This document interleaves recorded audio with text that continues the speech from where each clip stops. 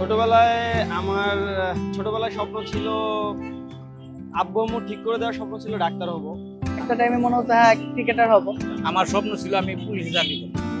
আর আমার স্বপ্ন ছিল যে আমি আসলে অনেক ঘুরবো, অনেক বেশি ঘুরে বেড়াবো, এরকম মানে আমি খুব ছন্ন ছাড়া টাইপের ছিলাম ছোটবেলায়। বড় হয়ে চিন্তা ভাবনা ছিল ভালো একটা সরকারি ডিপার্টমেন্টে চাকরি করব। আমার স্বপ্ন আমার ছেলেকে নিয়ে। একটা ছেলে আমি মলনা বানাইবো, এইটুকুই আমার স্বপ্ন, আর কোনো স্বপ্ন নেই। এই মাদ্রাসায় ভর্তি করাবো বড় হইলে, তারপর একটা চাকরি ধরাই দেবো।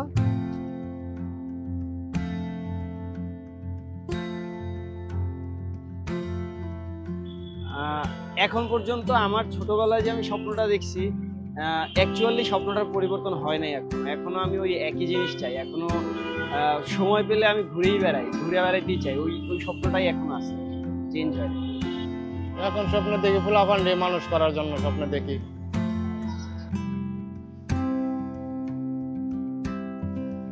আমার কাছে বাধাটা এটাই মনে হয় যে অর্থনৈতিক যে সমস্যাটা, এটাই সবচেয়ে বড় বাধা মনে হয় স্বপ্ন পূরণের ক্ষেত্রে।